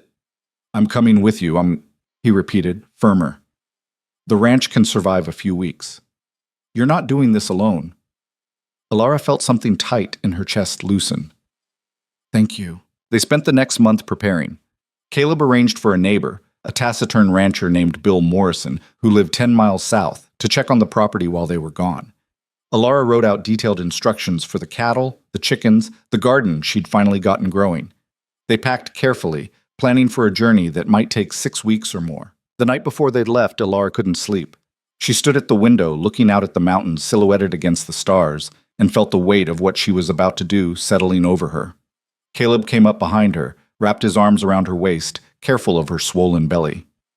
Having second thoughts? He asked. No, just first thoughts, second thoughts, third thoughts, all at once. She leaned back against him. What if I'm not enough? What if my story doesn't matter? It matters. You matter. And you're not alone in this. There are dozens of other women ready to speak up. You're just the one brave enough to go first. Or stupid enough. Same thing sometimes. He kissed her temple. Whatever happens, we face it together. Then we come back here, and we have this baby, and we build the life we want. That's all that really matters. She turned in his arms. I love you. I don't say that enough. You show it every day. That's better than saying it. They made love that night with a tenderness that felt like goodbye and hello all at once. Tomorrow they'd leave the safety of the mountain for the uncertainty of the world beyond. But tonight, they were just two people who'd found each other against impossible odds, holding on while they still could. The journey to the territorial capital took 12 days. The coach was cramped and uncomfortable, the roads were rough, and by day 5, Alara was so tired of being pregnant and jostled that she seriously considered walking the rest of the way. Caleb was patient, getting her whatever she needed, running interference with the other passengers when they stared too long at her condition. They arrived in late August to a city that felt overwhelming after months of mountain isolation. The capital was 10 times the size of Millbrook, with actual paved streets, gas lamps, buildings 3 and 4 stories tall. The noise was constant. Horses, wagons, people shouting, construction, everything layered on top of everything else. Catherine met them at the coaching station with another woman, a lawyer named Margaret Thorne, who looked like she could argue the sun into setting early if she felt like it. "Welcome to hell," Margaret said by way of greeting. She was perhaps 50, dressed in severe black with eyes that missed nothing. "I'm handling the legal strategy. Catherine's been gathering evidence and witnesses. Between us, we're going to make these men wish they'd never heard the name Brennan." Over the next week, Alara learned exactly what she'd signed up for. Margaret drilled her relentlessly on her testimony, anticipating every possible question, every attack the defense might make. Catherine brought in other women to share their stories. A seamstress who'd been declared barren at 19 and was now mother to 3. A teacher who'd lost her position because of Brennan's diagnosis. A young wife whose husband had abandoned her based on the doctor's word. Each story made Alara angrier. Each woman who'd been hurt made her more determined. The hearing was set for September 1st. 3 judges would preside, hear evidence, and determine whether there was enough cause to bring formal charges against Dr. Brennan and to investigate the broader pattern of corruption. The night before, Alara barely slept. The baby was active, kicking and rolling as if sensing her anxiety. Caleb held her, stroking her hair, not offering empty reassurances but just being present. Morning came too fast. The courtroom was packed. Alara hadn't expected that, hadn't anticipated the rows of women who'd come to watch, to bear witness, to silently support. Catherine had organized them, sent word throughout the territory. The defense attorneys looked visibly shaken at the turnout. Alara was called first. She walked to the witness stand on shaking legs, very aware of how pregnant she was, how visible. Margaret had told her that was good. Let them see the living proof. But it still felt vulnerable, exposed. The judge asked her to state her name for the record. "Alara Vance." She paused. "Though I go by Alara Rourke now." She saw Caleb's head come up sharply. They hadn't discussed marriage, hadn't had time, hadn't made it official. But in that moment, standing in front of judges and lawyers and a room full of strangers, she claimed it anyway, claimed him, claimed the life they'd built. Margaret walked her through her testimony. How Dr. Brennan had examined her after her mother's death, how he'd declared her barren without extensive testing, how her family had treated her after the diagnosis, how she'd been sold to Caleb for labor. "And you're how far along now?" Margaret asked. 7 months? So Dr. Brennan's diagnosis was incorrect. Obviously. A ripple of laughter went through the courtroom. The judge gavelled for silence. Then came the cross-examination. The defense attorney was a thin man with a sharp face who looked at Alara like she was something dirty. "Miss Vance, Mrs. Rourke," she corrected. "You're not legally married, though, are you?" "Not yet, but I will be as soon as we can arrange it." "I see. So when you became pregnant, you were an unmarried woman living alone with a man not your husband. Is that correct?" Alara felt the trap closing. "I was working as his housekeeper." "And warming his bed, apparently." Margaret shot to her feet. "Your Honor, this line of questioning is irrelevant to—" "I'll allow it," the judge said. "The witness's character is at issue. Answer the question, Mrs. Rourke." Alara met the attorney's eyes directly. "Yes. Caleb and I are together. We love each other. And if you're trying to suggest that makes me a liar or my testimony less valid, then I'd say you're proving exactly why women need protection from men who think they can judge our worth based on their own narrow morality." The courtroom erupted.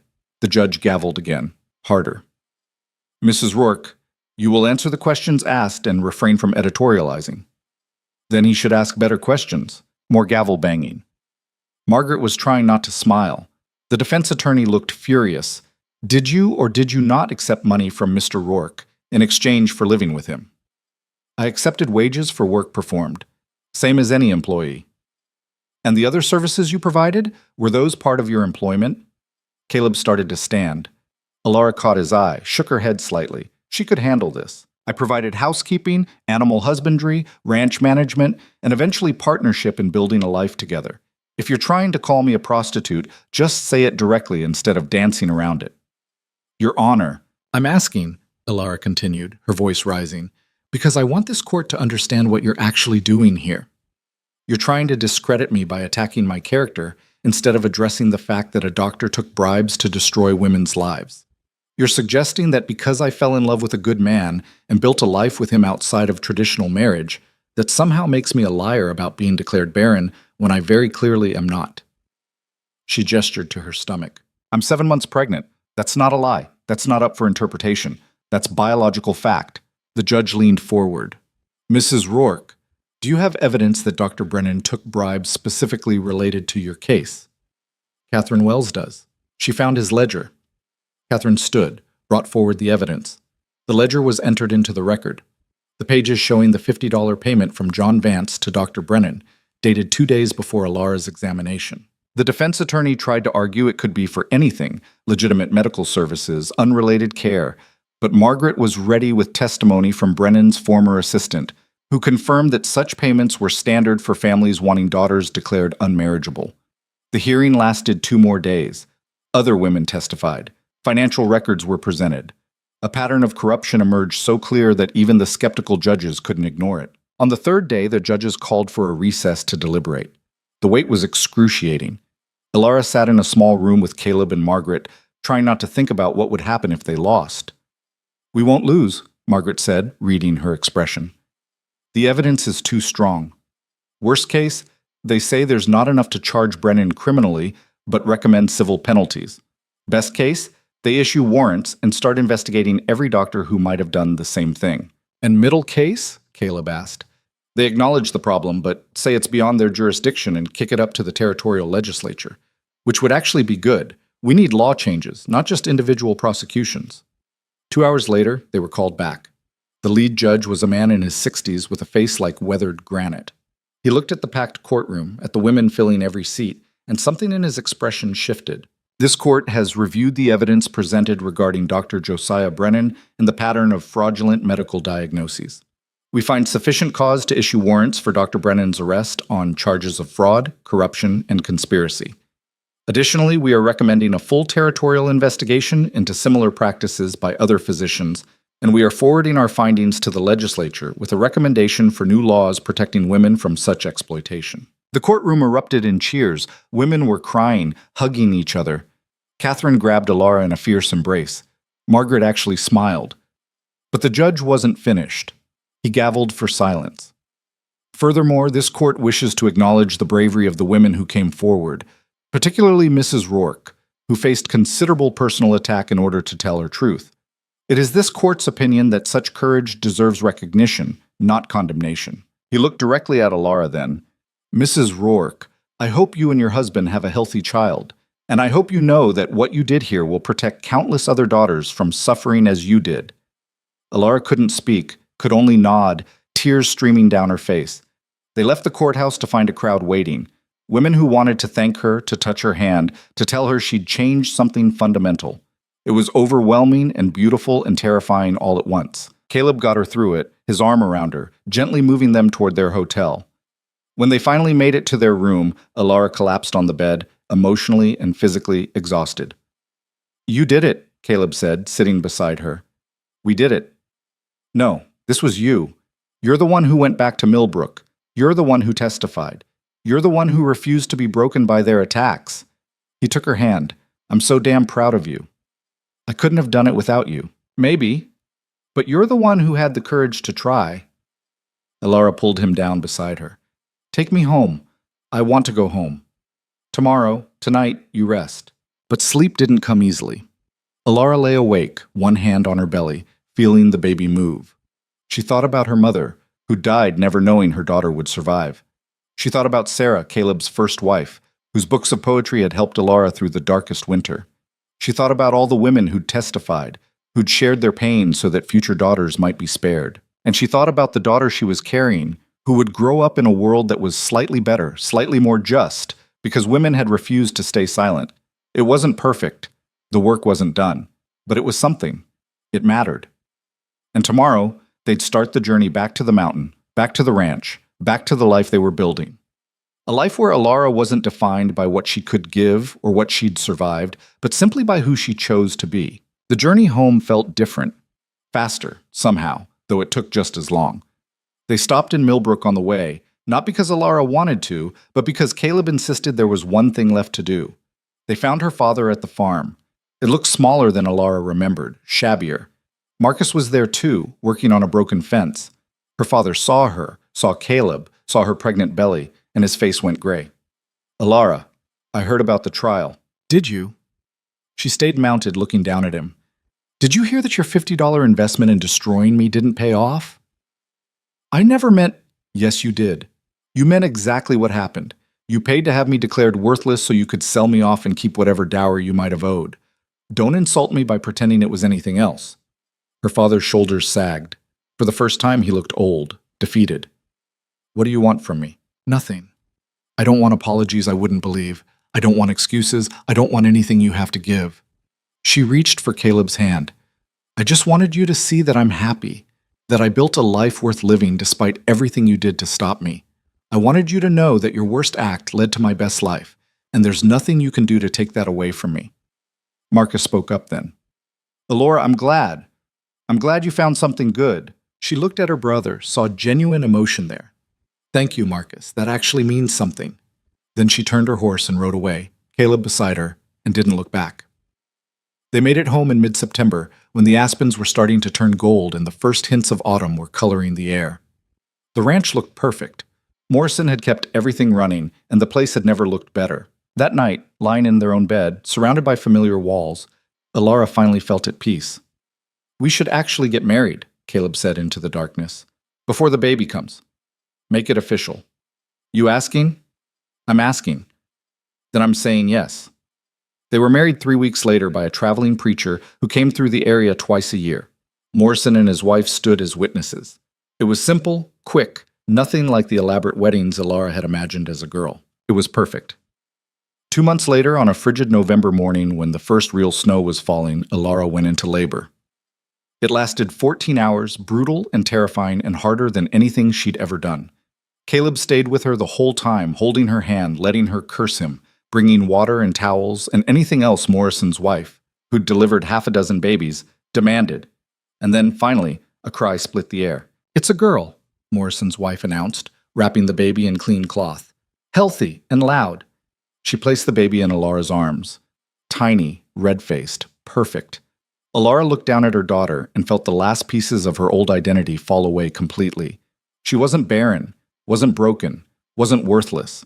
She was a mother, a wife, a woman who'd fought for herself and won. She needs a name, Caleb said, his voice rough with emotion. Alara thought for a moment. Hope. Her name is Hope, because that's what she represented. Not just new life, but proof that the future could be different from the past. That lies could be overcome. That women could fight back and win. Outside, the snow continued to fall, blanketing the mountain in white. Inside, a new family began their story, built not on what they'd lost, but on what they'd chosen to create together. And somewhere, in courtrooms and legislatures, in small towns and big cities, the work continued. Laws were changing. Women were speaking up. Daughters were being protected. The fight wasn't over. But it had begun. And that, Alara thought, holding her daughter close, was everything. Hope was 3 months old when the letters started arriving. The first came from a woman in Colorado who'd read about the trial in a newspaper. She'd been declared barren at 17, had believed it for 8 years, and was now expecting her first child. She wanted Alara to know that her testimony had given her the courage to question the diagnosis, to seek a second opinion, to hope. The second letter came from Montana, then Wyoming, then places Alara had never heard of, small towns scattered across the territory and beyond. Women writing to say thank you, to share their own stories, to ask for advice. Some were angry, some were grateful, some just needed someone to understand what they'd been through. Alara read every letter, tried to answer as many as she could, though with a newborn and a ranch to run, it was nearly impossible. You can't save everyone, Caleb said one night, finding her at the table at midnight, Hope sleeping in a basket beside her, pen in hand as she worked through another response. I'm not trying to save anyone. I'm just trying to let them know they're not alone. You need sleep. I need to finish this letter. Caleb sat down across from her. Alara, you're exhausted. You're still recovering from childbirth. You can't take on the weight of every woman who writes to you. Why not? Someone took on my weight when I needed it. Catherine, Margaret, all those women who testified, They didn't have to help me, but they did. That's different. They were organized, prepared. You're one person trying to respond to hundreds of letters while raising a baby and running a ranch. Alara set down her pen. He was right. She knew he was right, but it didn't change the feeling in her chest. These women have no one else. Their families don't believe them. Their communities condemn them. If I don't write back, who will? Then let me help. I can handle more of the ranch work. We can hire someone for the heavy labor. But you need to sleep, Alara. You're going to make yourself sick. She looked at him. This man who'd given her safety when she had none, who'd stood beside her through everything, who was now worried because she was trying to give others what had been given to her. Okay, she said quietly. Okay, you're right. I'll sleep. But tomorrow I'm still answering these letters. I wouldn't expect anything less. By the time Hope was 6 months old, the stream of letters had become a flood. Catherine Wells showed up again in early spring, this time with a proposal. We need to formalize this, she said, sitting at their table while Hope gummed a wooden spoon in Alara's lap. What started as a trial has become a movement. Women are organizing in every territory. We're pressuring legislatures, documenting cases of medical fraud, supporting each other. But it needs structure. What kind of structure? Caleb asked. An organization. Formal, with funding and volunteers and a clear mission. We're calling it the Women's Medical Rights Alliance. We want you to be part of it, Alara. Maybe even lead the Western Division. Alara stared at her. I can't lead anything. I have a 6-month-old baby and a ranch that barely runs itself. You don't have to do it alone. We'd provide support, resources, other organizers who can handle the day-to-day. But we need your voice, your story. You're the one who started this. I didn't start anything. I just got angry and refused to stay quiet. Exactly. And that's what we need. Not polished politicians or wealthy philanthropists. We need women who understand what it's like to be told you're worthless and to fight back anyway. Catherine stayed for 3 days, laying out the vision. Regional chapters, legal aid for women fighting fraudulent diagnoses, medical advocacy, educational programs. It was ambitious, maybe too ambitious, but the need was undeniable. On the third night, after Catherine had gone to bed in their spare room, Alara and Caleb sat by the fire, Hope asleep between them. What do you think? Alara asked. I think you already know what you want to do. That's not an answer. Caleb was quiet for a moment. I think you have a gift for making people feel seen, for taking your own pain and transforming it into something that helps others. And I think if you don't do this, you'll regret it. But the ranch will survive. We'll hire help, like I said. Morrison's nephew is looking for work. We can bring him on full time. And Hope? We'll have a mother who's teaching her that women can change the world. That seems pretty valuable to me. Alara looked down at her daughter, this tiny person who existed because lies had been exposed, because Alara had refused to accept what she'd been told about herself. What kind of world did she want Hope to grow up in? One where women were still at the mercy of corrupt doctors and dismissive fathers, or one where they had advocates, resources, power? Okay, she said, I'll do it. But on my terms. I'm not leaving the ranch. I'm not moving to some city. If they want me, they get me as I am. A rancher's wife with a baby who's going to do this work around everything else in my life. Catherine agreed immediately. By summer, Alara was holding monthly meetings in Silverdale, helping women navigate medical consultations, connecting them with honest doctors, raising money for legal cases. Caleb hired Morrison's nephew, a quiet young man named Tom, who worked hard and asked few questions. The ranch adapted. Hope grew. Started crawling, then walking, then talking in that broken, beautiful way toddlers talk. She had Caleb's gray eyes and Alara's stubborn determination. By the time she was 2, she'd learned that when women gathered at their house for meetings, there were usually cookies, and she'd mastered the art of looking pathetic enough that someone would share.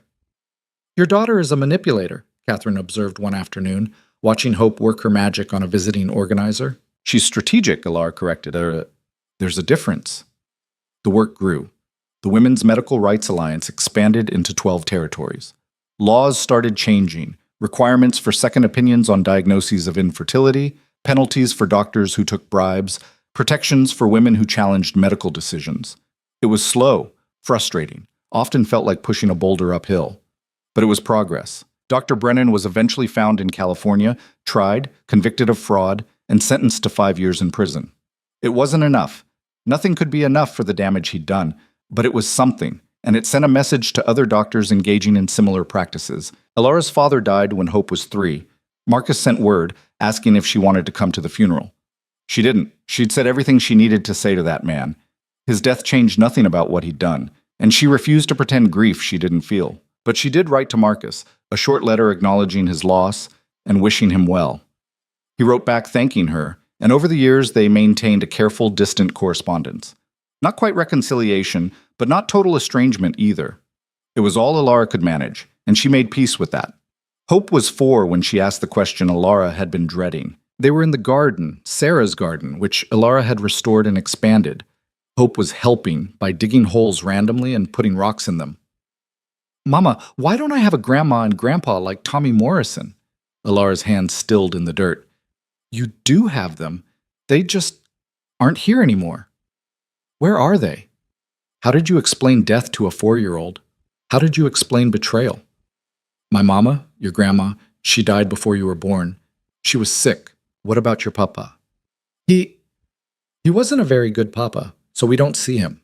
Hope considered this with the seriousness only a 4-year-old could muster.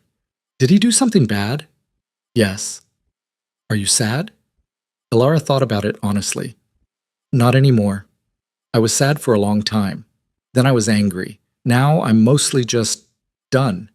He's not part of our life, and that's okay." "What about Daddy's mama and papa?" "They died a long time ago before I met Daddy." Hope nodded, then went back to digging, crisis apparently averted. But that night, tucking her daughter into bed, Alara found herself thinking about all the things Hope would never know. The grandmother who died too soon. The grandfather who'd sold his daughter. The first Mrs. Rourke whose book still sat on the shelf. "Mama?" Hope's sleepy voice pulled her back. "I'm glad you're my mama." Alara's throat tightened. "I'm glad I'm your mama too, sweetheart. Even though your papa was bad, especially because of that, it taught me how to be a better parent to you." Hope yawned. "Okay. Love you. Love you too." The years accumulated. Hope turned 5, then 6, then 7. A brother arrived when she was 5, a boy they named James, who was easier than Hope had been, but somehow got into twice as much trouble. Then another daughter when Hope was 8, Clara, who came into the world screaming and didn't stop for 6 months. The ranch expanded. Caleb and Alara bought adjacent land, increased the herd, built a proper house to replace the cabin. They kept the cabin, though. It held too many memories to abandon. It became Caleb's workshop in winter, a quiet place to escape when the main house got too chaotic. The Women's Medical Rights Alliance continued its work. Alara eventually stepped back from active leadership, though she remained on the advisory board. Younger women with more time and energy took over the day-to-day organizing, and Alara found herself in the role of elder stateswoman, offering guidance based on experience rather than leading from the front. She was fine with that. The work had been necessary, but exhausting. She'd given what she could. Now it was someone else's turn. Hope was 12 when she asked the question that mattered. They were riding fence line together. Alara checking for damage, Hope along for the ride because she loved any excuse to be on a horse. It was a clear autumn day, the kind that made you grateful to be alive. "Mama, Miss Henderson at school told us about the trial. About you." Alara kept her eyes on the fence. "Did she?" "She said you changed laws, that you helped a lot of women. I helped some women. Others did most of the actual work. But you testified, even though people said mean things about you, even though you were pregnant and scared." Alara glanced at her daughter. Hope looked so much like her at that age, same dark hair, same serious expression, but there was a confidence there that Alara had never possessed as a child. Hope knew she was valued, knew she mattered.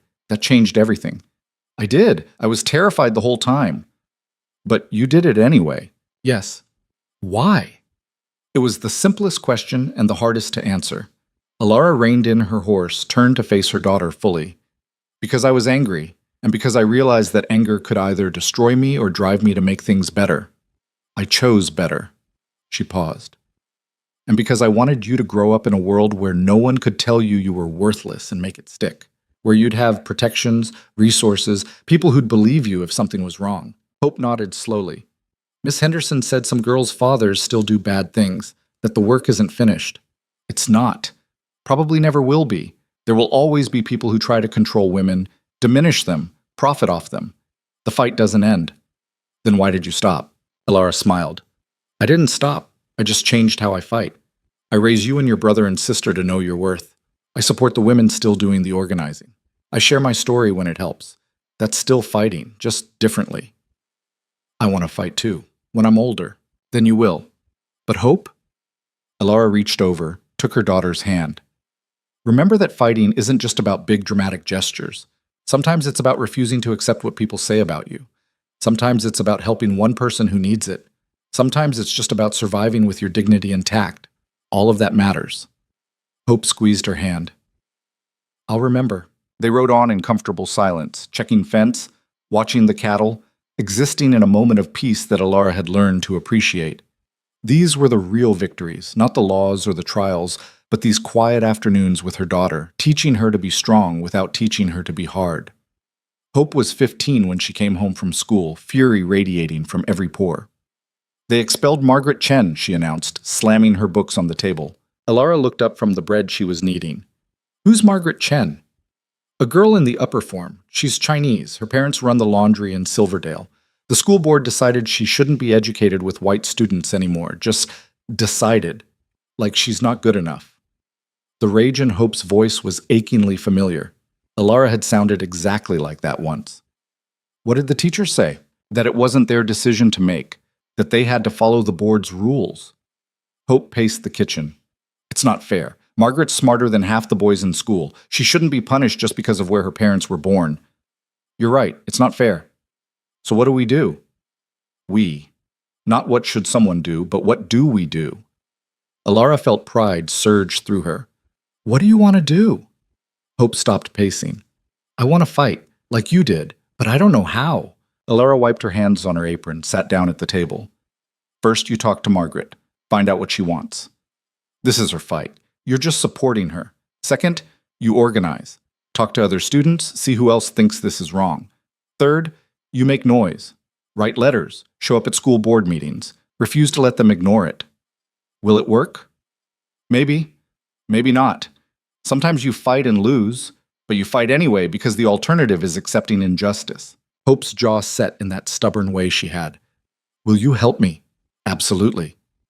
The fight for Margaret Chen took 6 months. Hope organized the students, Alara organized the parents. They petitioned, protested, made themselves impossible to ignore. The school board held firm at first, then started to crack under pressure. In the end, they reversed the decision, not out of principle, but because the community pressure became too costly to resist. It wasn't a complete victory. The rules didn't change, only the application of them in this one case. But Margaret got to finish her education, and Hope learned what her mother had learned years before. The change was possible, but it required refusing to be quiet. James was different from his sister. Where Hope was fierce and direct, James was thoughtful, strategic. He could talk anyone into anything, and he used that gift to mediate conflicts, build consensus, smooth over rough edges. Clara, the youngest, was pure determination in a small package. By the time she was 8, she'd decided she was going to be a doctor, and nothing anyone said could dissuade her. Watching them grow, Alara sometimes marveled at how different they all were, how they'd each taken pieces of her and Caleb and created something entirely their own. None of them were perfect. Hope was too quick to anger. James sometimes avoided confrontation when he should engage. Clara was stubborn to the point of mule-headedness. But they were good humans, kind and strong and unafraid to stand up for what mattered. That was the real legacy, Alara realized. Not the laws or the organizations or the newspaper articles. It was these 3 people who would go into the world knowing they had value, knowing they could fight back, knowing that injustice didn't have to be accepted just because it was common. Caleb was 50 when his heart first gave him trouble. Nothing dramatic, just breathlessness after exertion, chest pain that he tried to hide. Alara knew anyway. She'd learned to read him over 18 years of marriage. The doctor in Silverdale was honest. His heart's weak. Could be genetic, could be all those years of hard labor. Either way, he needs to slow down. He won't, Alara said. Then he'll die. Maybe next year, maybe in 10 years.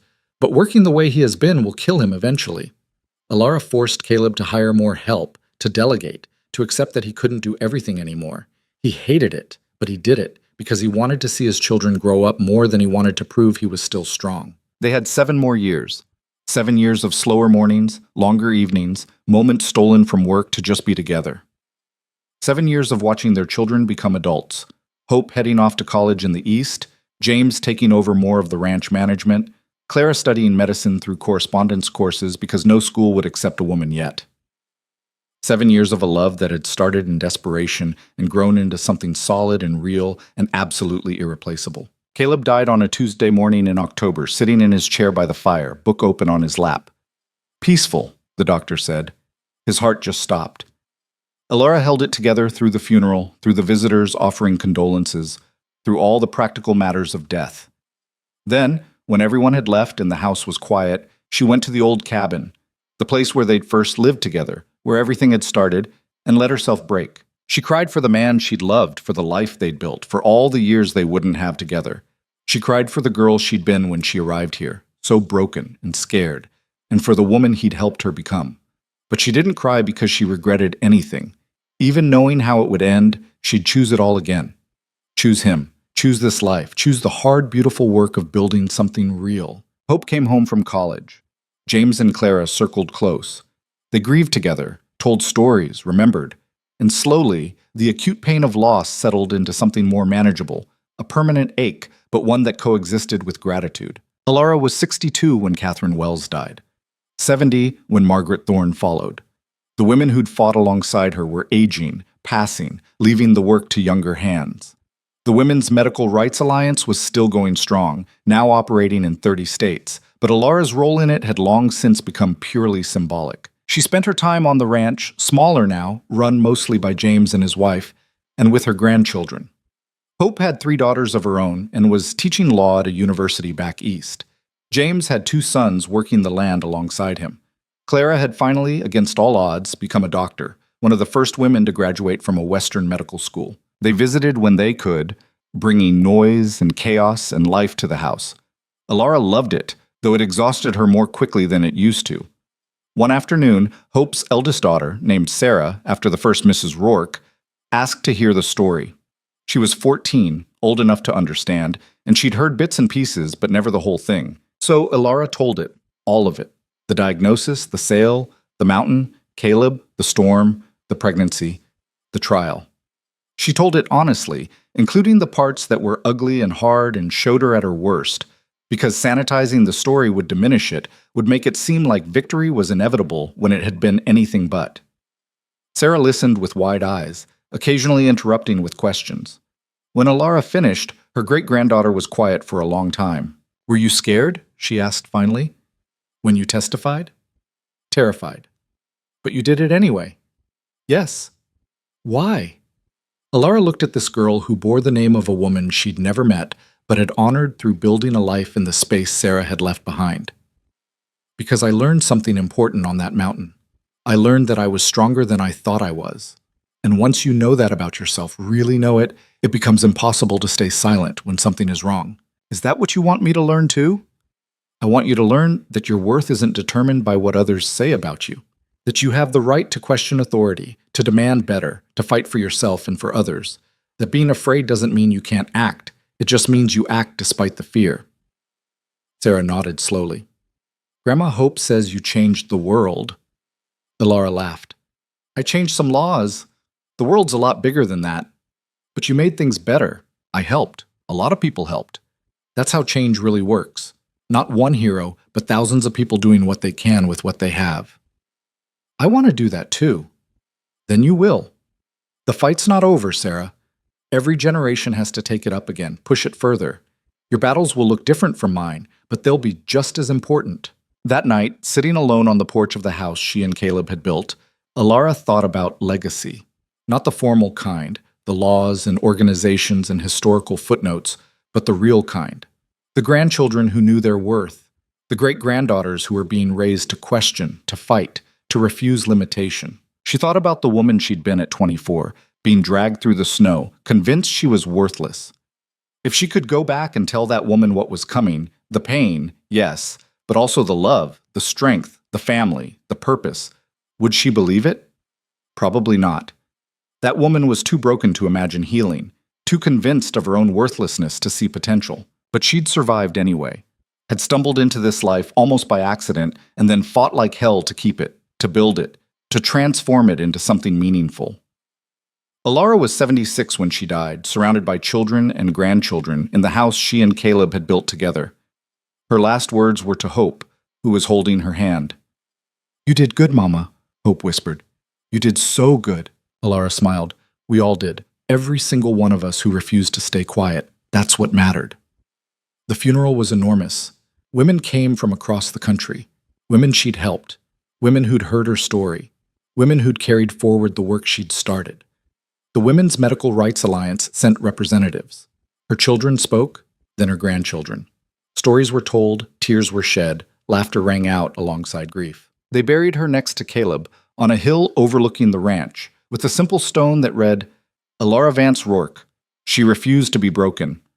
But the real monument wasn't the stone or the laws or even the organization. It was the thousands of women who'd heard her story and found courage in it. The daughters who were raised knowing their worth. The systems that had changed, however incrementally, because she and others like her had refused to accept injustice. The fight continued. New battles emerged. Voting rights, workplace equality, bodily autonomy. Each generation faced its own struggles, carried forward the work in its own way. But they did it standing on the foundation that women like Alara had built. Women who'd been told they were worthless and had refused to believe it. Women who'd transformed their pain into purpose, their anger into action. And in that way, the story didn't really end. It just kept going, carried forward by everyone who heard it and decided that they too would refuse to be silent, refuse to be diminished, refuse to accept that the world couldn't change. Because it could change. It did change. One fight at a time, one voice at a time, one woman standing up and saying no more. That was the lesson. That was the legacy.